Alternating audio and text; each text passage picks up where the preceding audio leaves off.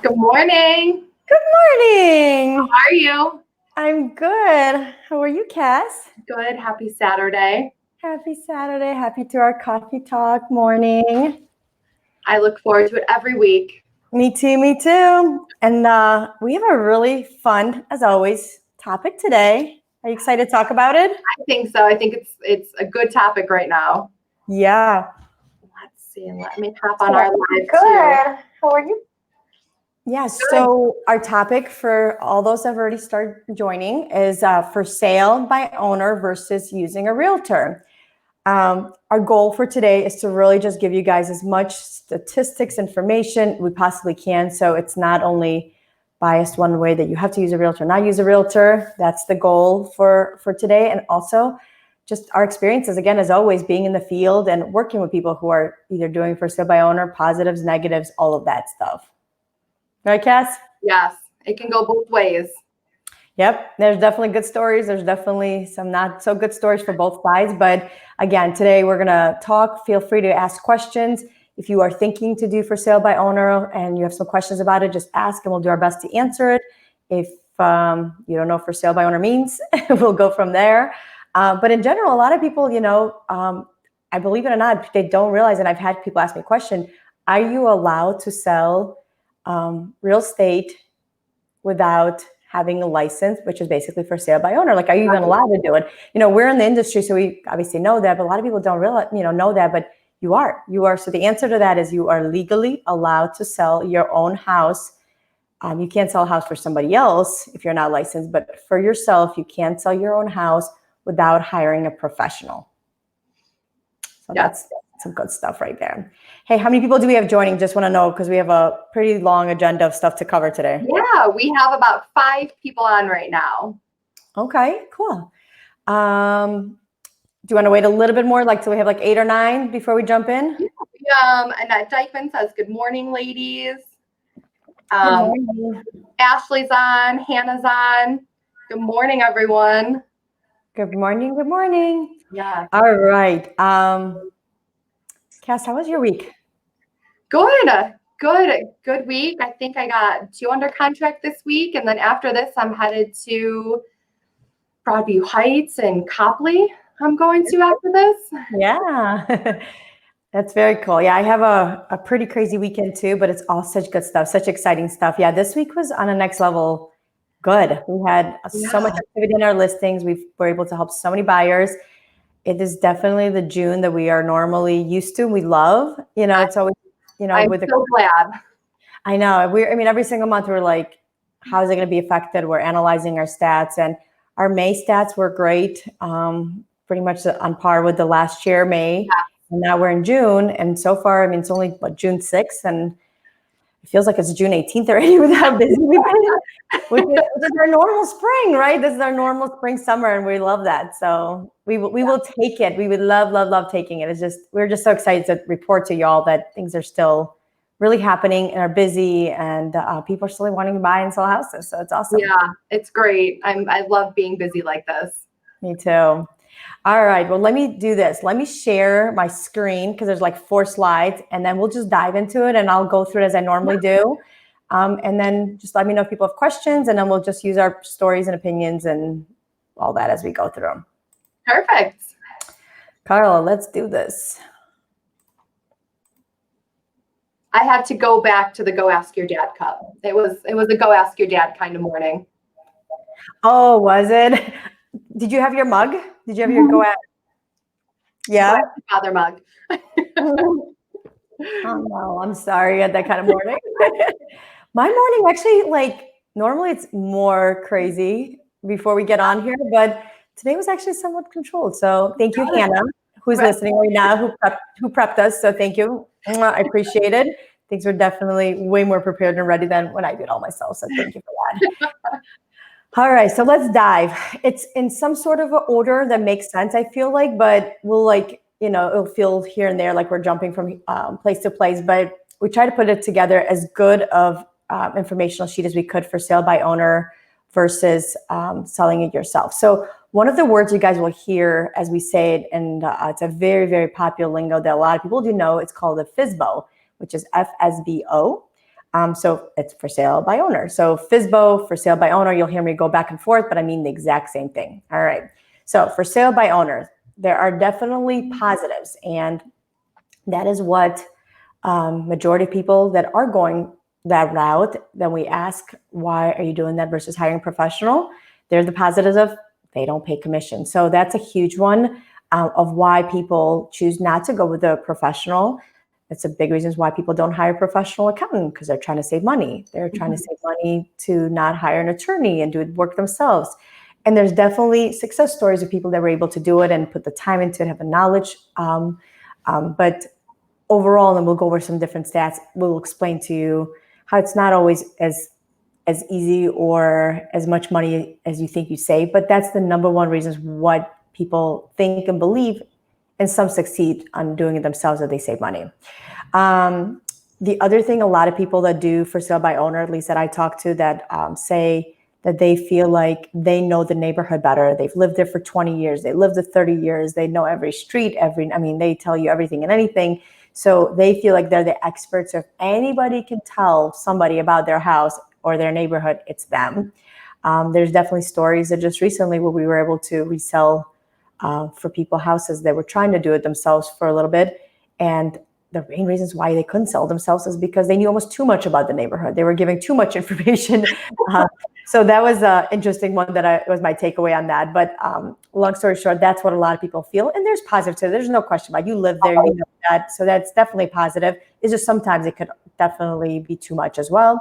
And then the other thing is whenever you hire a true professional realtor, they will advise you on price and they will let you know what the house is worth. However, when you're doing it yourself, you don't have to get permission from anybody. So you can price it however you want it. You control the price. You can list your house for $1 million, and if it's worth 100 grand, nobody cares. You can do it, and vice versa. There's no rules, violations, regulations, nothing, where a good professional realtor would not allow you if it's not worth that amount. So those are the main three positives. Cass, am I forgetting anything that what you hear out there when you are working with somebody who is thinking of selling their house themselves? I think commission is, that's the story everyone hears. The story everyone hears, and that, some for sale by owners think when you call, they're not going to pay any commission at all.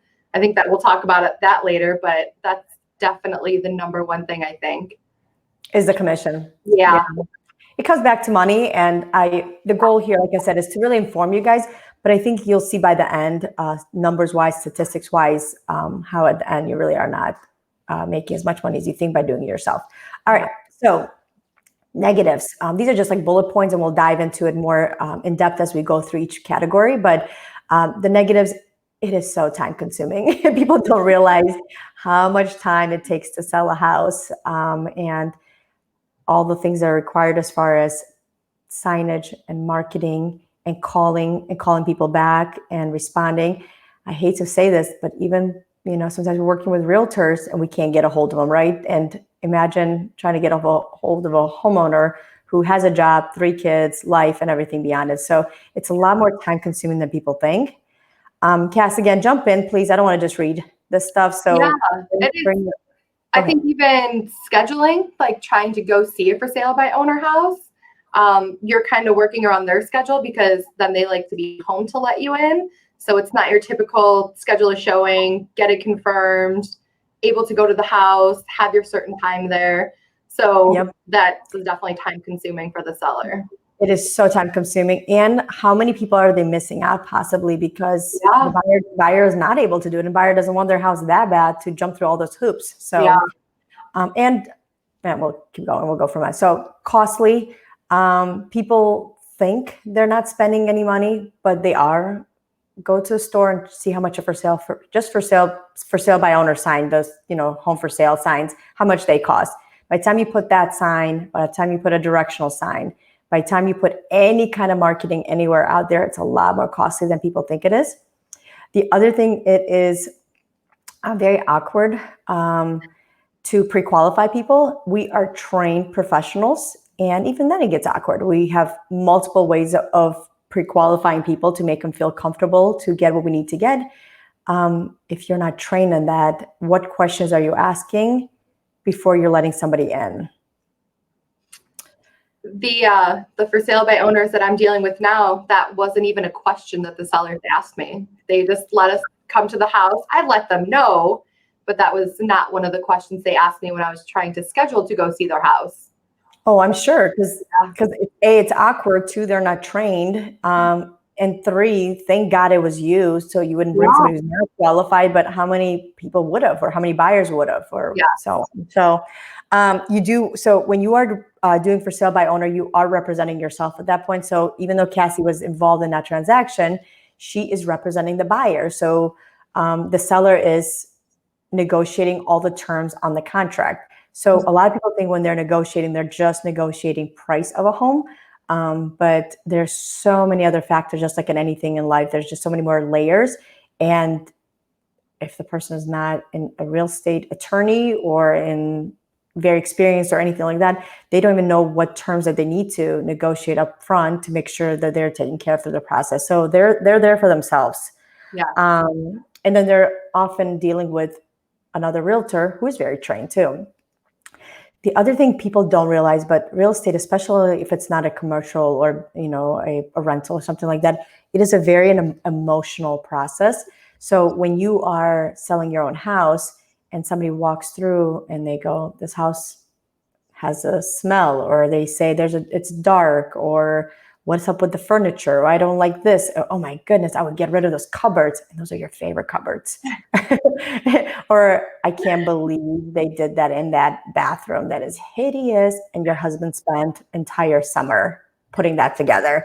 So it is very emotional. Our homes are very emotional, and people that are coming through, it's not emotional to them. They're just looking. So when you're doing yourself, you better get up your guard really strong and really not take things personally, because you will hear some craziness from people's mouths. All right, so 5 reasons why FSBOs, which I said I was going to use for sale by owners, fail. So marketing your home online is not as easy as people think. We'll go over some more information as we go through it, but online is the #1 place people search. So people think, well, I'm just going to put my house online someplace. Zillow is the most popular, and it's going to happen. And it's not as easy. And there's so many realtors even who are licensed for years and keep taking continued education and keep getting better and better and better. So the reason people fail very often, if that's not their profession and they're not into marketing, they don't know how to properly market their home. Home for sales by owner are priced wrong. I probably should have put that as #1. Right, Cass? Would you add that they're priced super wrong? Yes. So pricing your home correctly can be guided in 2 ways, either by an appraiser who you can hire and pay $400 to $600 to have them come out and do a market analysis of your home and give you your value, which, believe it or not, is still not the most true value as far as marketing, because they're looking at other factors, or hiring a realtor who's going to come out and tell you what your house is worth. Everything else that a lot of people use, like, let me go online, let me go on Zillow, let me do this, those are just general numbers to give somebody an idea what that neighborhood ranges for. Just because they're saying it's around 250 doesn't mean your house is worth 250. They're doing it based on square footage and what the highest and lowest in the neighborhood sold. So if your house has a lot more upgrades than average, then you're worth more than that. If your house has no upgrade and you haven't done one thing in 30 years, it's probably not the average price, and so on and so forth. So pricing it wrong is probably #1 if I had to put in order things why they fail. So price it right, and marketing, they don't know how to do either. So the other thing which we've done a lot of sessions and podcasts on it already, I believe. But one of the things we talk about is there's a certain way of preparing your house for the market. And again, unless you're in the industry or just have knowledge in that, very often you're either over improving your house on things that you're never going to get back, or you're not seeing the things you need to be doing. So that's one other thing I see very often when I come out. I see people saying, I'm going to rip out all these carpets. I'm going to get this. I'm going to get that. Very often it's unnecessary, and they would have spent $4,000 to $5,000 in those improvements, but then missed some bigger things that I would clearly tell them that will cost them a couple $100. Cass, anything on that one? I feel like that's always our very favorite topic, hiring a professional and knowing what to do and not to do. Even when people like ask me what they should do or shouldn't do, and I point them to your direction. I said, that's what Ina's an expert in. You might not even need to do some of the stuff that, they were thinking about doing. So definitely talking to someone first before doing any of the work. And also, I think I'm glad you brought that up, Cass. You are in the industry. You've been doing this for over 7 years in so many different aspects of real estate. And even 7 years later, living and breathing and being so involved in hundreds and hundreds and hundreds of transactions at this point and seeing so much inventory go through our company, you still at this point don't feel comfortable that is something you can truly guide somebody on what to do, right? Right. It's your expertise. I don't want to tell them the wrong thing. You're truly good at it. Yeah. Thank you. So with that said, it's not, I guess I'm not trying to bring it back to like me. That's not what I'm trying to say. I'm just saying that even in real estate, you need to make sure that you are talking to the right expert who specializes in that and knows what to do. So one of the reasons why for sale by owner fails, because they over improve or under improve and they don't know what they're doing. All right, moving on. Showings are a drag, and people don't pre-qualify potential buyers. We already talked about it. They are a drag. Most of the time you schedule with somebody, they don't show up, or they show up and they're not pre-approved. You didn't ask them the right questions. So that's a big one. And people don't realize how time consuming that is if it's not done properly. And then the last part, which to some it's very overwhelming, to some it's not. There's a lot of paperwork involved, right? Tons of paperwork involved in contracts and making sure that it's as properly and legally done as much as possible. So if you're doing yourself, you're just doing a lot of research on what to do, and then how do you fill it out correctly? Do you have all the right disclosures? Did everybody get informed on everything? Once a transaction's closed, can you relax and sleep well at night knowing that everything was done right? And again, if you're in that industry, you do know what you're doing, and if you don't, very often you are not doing the right stuff, and it fails. So that's number 5 reasons why for sale by owners fail, is they don't know what they're doing with their paperwork. Can I tell a little story about that one? Oh my goodness, yes, please. So the for sale by owner I have currently under contract. We loved the house when we saw it, wrote up the offer. I emailed it to the sellers. I said, hey, review it. Call me when you're ready. We'll go over everything. A couple hours go by and he was like, everything looks good. We agree to everything. Kept going on about how, they're ready to sign. So I got him on the phone and they totally missed seller concessions. Didn't even see it, even though it's on the first page of the contract, like right where all the numbers are. Totally missed it. They would have signed off on it, and then it would have been an argument probably towards closing because they missed it. So we ended up, I got them a net sheet. So I had to do some more work on, the seller side, getting them a net sheet with all the numbers so they can see a breakdown of everything. But they would have totally missed that. Yeah, it's back to the whole thing of they were lucky, there was at least one side that had a realtor. Yes, they were not being represented, but thank God it was you who is very ethical and wants to make sure everybody understands and pointed it out and gave them what they need to, see. But how many times somebody wouldn't do that? Or how many times you'll be dealing directly with the buyer and their bank just throws something inside because they need it, because they don't qualify without. They need closing costs and you don't even realize it. It's not a bad thing. There's ways around it. Right. There's creative ways around it. But if they are not aware of it, it can come and be an explosion towards the end. Yes. Okay, so here's some stats. If anybody knows me, I love some stats and numbers because I think there's truth to a number. So National Association of Realtors, 89% of buyers purchase their home through a real estate agent. So think about that. 89%, 11% of people end up buying a home without it. 89% of the market used a real estate agent. The crazy part that I also thought, which I didn't put in there, is that from 2001 to 2019, it went from 61% using realtors to 89%. And the number just keeps going up and up and up. Yeah. And I think what's interesting about that is because you would think, at least how I normally think, it would be the opposite because there's so much information out there, right? There's so much information online and libraries and groups and chats and social media. I mean, there's a group someplace for something, right? That you can do a lot of research on and do it yourself. Yeah. But But I think what's happening, at least my analysis of it, is that the reason the number keeps going up is because it's like too much information, and the buyers and sellers and everybody are overwhelmed by the information, and they don't know what to believe. They don't know what's accurate, what's not, what they need to do, because there's so much conflicting information. So I don't know. That was just an interesting thing for me, that I thought that number keeps going up. The more and more people are wanting to use a professional to buy and sell real estate. That makes sense. I think it should just go up a little more. Yeah. I know. I think, where was it? One year was, I think, 91, so it went down a little bit. Overall, it's really high up. Okay, so there's multiple ways of how buyers find a home when they purchase it. I only put the two top because they're the most dominating ones. Everything else was like 2%, 3%. So it was like a whole list of things. But the number one place where people search and start looking for a home and buy their home is on the internet. Again, not a shocker. Everybody in this world is living right now seeing that.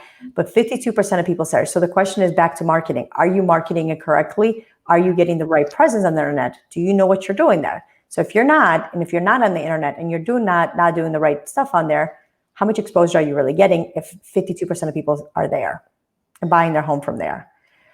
29% found their home through their realtor. So that's the way they found it. So back to being present on the internet and then having a real estate agent. So with that said, I put this on here because I thought, and I did it in red because I thought that was a very important thing. One of the first things we said when we started, what is the number one reason why somebody wants to sell their house for sale by owner, is because they want to save money, right? That was a big thing. And you said that, and that's what we talked about. But what they don't realize, that there's tons of expenses. They don't realize it when it comes down to marketing online, where 52% of people are on there properly. And then the second one, because 29% of people find their home through a realtor and 89% end up using a realtor, that majority of time there's another realtor involved in the transaction. And unless you want to sell your house, you're going to pay that realtor. So that side of the commission, typically, just to give you guys, and it's a negotiable, so there's no like set number. This is just to give you guys an idea. It's 3%. So if a going rate for a realtor commission from beginning to end, handling it on a very high level, taking about the cost and everything, is between, let's just say, 5.5 to 7.5 range, depending on what services you're getting. If you choose not to hire a professional, do everything yourself, you're pretty much stuck with 3% to the other agent, where you have no representation, and probably about 1% on all the other costs that you did not account for. Yeah. So that's back to how much money are you saving, and we'll go over some stats on, ability of negotiating contracts, how much more money you're getting for that. Any thoughts on that, Cass? No, it's the for sale by owner, didn't account for other costs besides the seller concessions. So at first he told me no commission at all. Pretty much hung the phone up on me. They weren't paying any commission. My buyers still really loved the house and wanted to see it. So that second conversation, do you really want to miss out on me doing all the work, getting the buyer in? So then we were able to work something out and play with the numbers, but there was dead set at first with no commission to the buyer's agent. Yeah. And that's fine. You can say that all day long. And if you have that one of a kind houses in one of the best neighborhoods, you probably can get away with that. But majority of the time, if you want somebody to bring somebody to your door, they got to get paid for that, right? That's their job. We're 100% commission, and we're working with our clients for weeks, months, out there until we find them a house. So the only way we would bring a client, and that's the truth, and you have to know that, and you would do the same thing, is if we're getting compensated for bringing a client to you and taking care of the transaction. So 99% of the time, eventually they cave in, because they realize that they don't know what they're doing, they don't know how to sell, and they just eliminated a huge pool of people from their house. And what are they really going to get, and who are they really attracting? Right. If they're not attracting that. All right, so here's some more statistics for sale by owner that I thought was interesting. So for sale by owner accounts for 11% of home sales in 2018. A typical for sale by owner home is sold for $200,000, compared to $180,000 when an agent is involved. So they did stats, and they said average price when a realtor's involved, average price when a person sells by themselves, $80,000 difference. I don't know about you all, but I don't ever get $80,000 commission on anything. So you do it yourself. And this is back to the numbers and statistics. You end up, there's stats there. So only 11% of people actually succeed selling their houses themselves. And at the end, when they do sell them, they end up selling them on average $80,000 less than if they were hiring an agent for the same type of house. That's crazy. I know. I thought it was pretty fascinating information. So the for sale by methods of used for sale by methods used to market home. There was tons of methods that somebody for sale by owner could do by getting signs and all that. The stat that was the number one and the highest that I actually just put in here, otherwise we'd be here for hours, is that 36% of people who say, I want to sell my house for sale by owner to save money, and I'm going to do it because I'm not going to spend any money, do not actively market their home at all. How the heck is anybody going to see their house? Who's going to find their house? So they have this big dream of, I'm going to save money, I'm going to do this. They don't want to spend the money. They're not marketing the house. And then they end up selling for a lot less, unfortunately. Yeah. All right. So the most difficult tasks for sale by owners, just throwing some, I gave you some more numbers out there, getting the right price. So again, back to what I said before, they don't know how to price it right. They're either overpricing it or, believe it or not, underpricing it sometimes. It's like really sad. We're seeing that when we reach out to them, we're like, why the heck did you list that house for $180? Well, I bought this house 30 years ago for $20,000. I thought $99,000 is a great price for this home now. And I'm like, oh, no. Let's meet. And I show them how we can get $150, $160 for that house. It just, in their mind, they don't understand how it could have went up from $20,000 that they bought it for, or whatever. I'm just throwing a number out, to what I'm, presenting to them. So pricing it wrong both ways is the most common thing. Preparing, fixing up home for sale, and knowing what to do is 13%. Is a very difficult task for people because they're not in the industry. Most of the time, people don't realize, but when you're selling a house for somebody, there's a big part of it is time frame. And we spend a lot of energy figuring that out. What's your time frame? When do you need to move? Are you starting a new job? Do your kids need to be in a certain school by a certain time? And there's a billion other questions that we ask Cass, right? About figuring out, how, do you have an apartment? Do you have a lease? Do you have an expiration? Are you moving a certain way? I can go on and on and on and on. So most people that are not in the industry, they don't know how to time it appropriately to be able to either put their house on the market on time or not to do it too soon or too fast. And that's where they really fail. And then a good professional will be able to give you a really good timeline on, hey, based on you wanting to be at this destination at this time frame, here's when you need to go on the market. Here's what you got to do to prep it. Here's how long it's going to tell us to sell. Here's how long it's going to take us to close. And here's how you're going to get to where you need to go. I think time frame is probably the most things that I spend the most energy with people on figuring out, because I'm so sensitive to that. I don't want you to be homeless. Yeah. I don't want you to not sell in time. I don't want you to live in temporary housing. If you don't have to, we can minimize that. I want to minimize your cost of moving twice. There's so much money that a good professional realtor can save you by planning it accordingly that you don't even know. You're not even thinking. So that's a big one. Having enough time to devote to all aspects of the sale. So majority of people, whether they're stay-home moms or dads, right? They're busy with their kids, or they have another job, they're working. So they're just not spending enough time to do what needs to be done. We live this, breathe this, we do this 24/7 as professional realtors, and we still barely have time to do all the things we do. There's just so much time in a day. So people don't realize it and they don't give enough time for it, and then they fail, unfortunately. And then we talked about paperwork again. 3% have difficulties with the paperwork and knowing which paperwork and what to fill out and how to fill out. So it's interesting thing to me is that out of all the things that people are the most concerned about, only 3% are actually concerned about paperwork, which I think it should be a lot higher. That's the most important thing, really, once you get down to it. Yeah, that is. Once it's the same way as people don't realize when you're negotiating, they think you're only negotiating price. And there's not just price involved. Paperwork is the same way. You think like, big deal. There's like one document that everybody signs, but A, it's not one document. Two, what's in the document? Is it protecting you in the document? How is it protecting you? Right. All of those things. Did you read everything? Was everything explained to you correctly? Are you paying somebody's fees and you did not realize you're paying for them, and so on? Yeah. Okay, so why use an expert real estate agent if we didn't make it enough clarity is A, market exposure. We just have way more access to so many things and know what to do. We definitely save time for our clients because we plan everything accordingly. We offer professional advice on what needs to be done to the house, and we explain all the paperwork and all of that. So there's a very professional guide that's going through.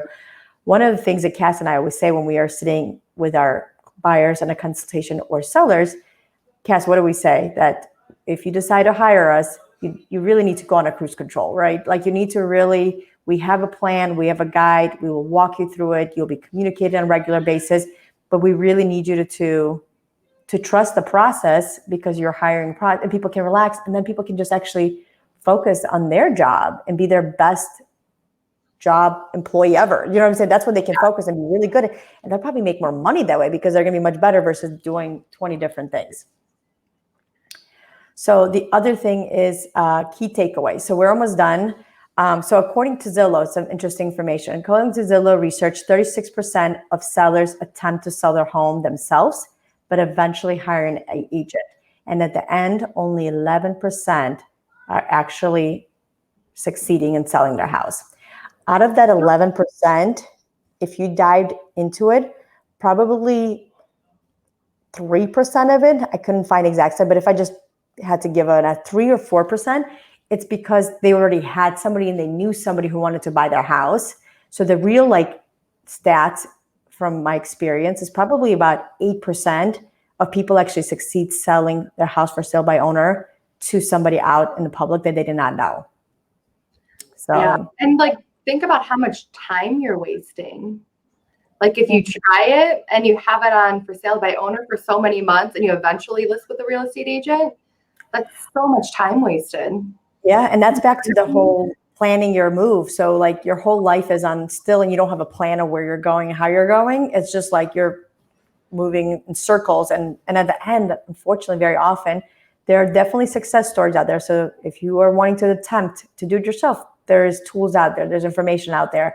It's just the percentage is very low and you got to keep that in mind. So unless you have a lot of time to dedicate and have knowledge in it, most of the time it is just really better to hire a professional.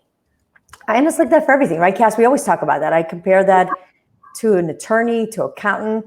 I have never filed my own taxes. Could I go on TurboTax for $39.99 or whatever and do it? Probably.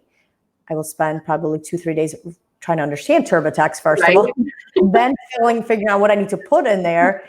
Then, because I'm not an accountant, there's a really good chance I won't know what to write off appropriately because I don't know everything about accounting, right? That's not my expertise. So now I've wasted all this time learning, doing everything. And then after all, how much money am I really saving if a good accountant, a professional accountant, so back to the professional part of it, will be able to save me so much more money than the $39 or whatever, $300 or $400 I got to pay him to do the job right, or $1,000 by just properly filing my taxes so I don't overpay things. Yes. So I'm a big believer that everybody needs to be a professional in what they do on a high level and then hire people who are professional on a high level. And at the end, that's when everybody does really well. So this is the last stats, and we're going to wrap up and see if anybody has any questions. But statistics that show selling your home with the assistance of a professional real estate agent will garner your higher profit, enough to cover the commissions as well as put more money in your pocket. So there was tons of different graphs that I've seen, but this was my favorite one just because it was colorful and I wanted to add some color to it. It was very clear. So when a house is sold, again, with an agent assistant, $250,000. Same exact house, median selling price, $190,000. If you sell your own house to somebody you know, so you know how we mentioned out of the 11%, probably about 3% sell it to somebody they already knew, like their neighbor, their cousin, they knew somebody, they end up selling it for $160,000, the same exact house. Oh my gosh. So the reason I thought this was my favorite, wanted to use this and show this to you guys is because I do get those calls, and I know Cass talks to people as well, where, hey, I have a cousin who wants to buy my house. I have a son, my friend, whatever. And of course, it's not always about money, no question about it. And I have really good questions to make sure I understand the reasoning behind it. But very often, there's not enough reasoning to justify such a big loss. They're just not aware, and they feel uncomfortable to tell their cousin from a second marriage that they want to get $250 for their house, which is its worth, because the way they're looking at, well, I paid $140 for it, and if I make $20,000, I'm okay with it. But that's not a market price. That is not the way you assess value, and you're actually ruining the market value for the area by doing that, and you're hurting yourself and your family by doing that because you're not capitalizing on one of the biggest investments you do, which is real estate. So I thought this was really interesting that, whatever commissions or whatever savings you feel like you're getting, you end up actually getting a lot less because you unfortunately are not the expert in that field. Yeah. That was a good one to end with. Yeah, I like the, plus it was colorful. So, so Cass, do we have any questions? Anybody? Let's see. I don't think any questions came through. Oh, they must have been so thorough that they felt like it was not needed. They would just use us, so they don't need the questions. Yeah, they're like, if I need to go. Well, any comments, any questions? And I think we're good. We're done. Yeah, I think we're done. And I think, we talked a lot about the seller side with for sale by owner. Also, when I meet with buyers, we always have a conversation about for sale by owner too. And, if they see any for sale by owner, I always don't tell them, take a picture, send me the link for it, however they found it. That way I can initiate that conversation with the seller first, because then, that can kind of get a little messy too. You're so right. You're right. A lot of it was more stats because we said the number one reason why people do for sale by owners because they're trying to save money. But on the buy side, you're right. I mean, buyer doesn't pay that commission. So what is the benefit of a buyer going to for sale by owner? And this is the other thing that people don't realize is on the sell side as well. If a buyer doesn't listen to their realtor and a Cassie gives them the clear instructions, or I give them clear instructions saying, don't call, it's going to get messy. You're not going to be able to work through everything as well as we will. We'd love to help you and all of that, especially if they're our client. And 99% of our clients listen to us, thank God, and everything works out really well.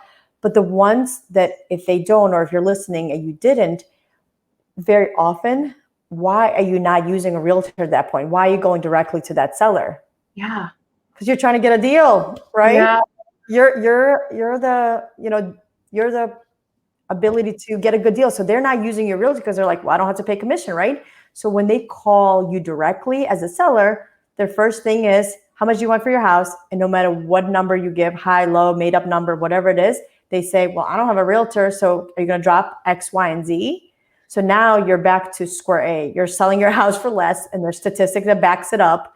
You have no representation on both sides. So now it's even more of a hot mess because nobody knows what they're doing and they're trying to put it together. And then it's emotional and everybody's just confused by what's going on.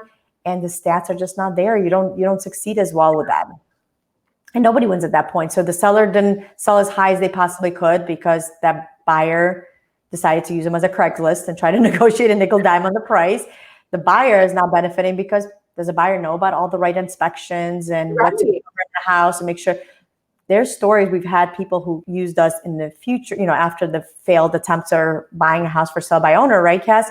And then they would say, oh my goodness, I thought I was getting a good deal. I thought I was this, but they actually overpaid for the house because the seller made up a number. They thought it was good because they could afford it, but it was overpriced. So now I'm sitting down with them and I'm going, what did you pay for this house? Why did you pay for that house? And there's usually that messy story. I don't know, my cousin called me and they said their neighbor wants to sell a house. So I called them up and they gave me a price and I said, okay, I'll buy it. And I'm like, well, you paid about 15 grand too much. And here's where we're at now. So then end up losing at the end where they thought they did really well. So it goes in so many different ways. So I hope you all found this. Yeah, we hope you guys found this information interesting. We've done a lot of research on it. We obviously know a lot of it ourselves, just being in the field and dealing with buyers and sellers and explaining this to them. But we wanted to give you guys some more statistics on what's going on and who's doing what and why they're doing it. Do you have anything else to say, Kaz, before we wrap up? No, I think that was all I wanted to add. Oh, stop it. There has to be more. Well, do you want to talk about our topic for next week? Do you want to let them know what we're talking about? Yeah, you do it. I think we're doing new construction next week. New construction, how to buy new construction. Yep. So I think that'll be a good one too. It is. So for those that don't know, I used to sell new construction for many, many, many years, and I love new construction. I have a lot of knowledge in new construction. Cass, in the last few years, became very knowledgeable as well because she's exposed to a lot of new construction just through our clients and our past clients. So she has a lot of experience from just that end and what she has to do. And we thought it'd be a really interesting topic to talk to you guys about on, how to buy a new home, benefits, where they are, all of that stuff. So we'll do a good amount of research, present it to you all, and try to think of questions, right? We need questions. It makes it more interactive. Yeah. Well, Cass, you have a wonderful weekend. Thank you. Everybody enjoy this weather. It's beautiful today, and I think it's beautiful tomorrow too. I think so. We have 3 open houses scheduled, but 2 of them were canceled because we sold those houses. We only have 1 tomorrow, and it's at Gates Mills, and I will be there. So if you're in Gates Mills area, stop by. Maybe I'll come visit. Yeah, now that all your open houses are canceled, come on over. All right, y'all. Have a good weekend. Thank you for joining. We appreciate it. Bye.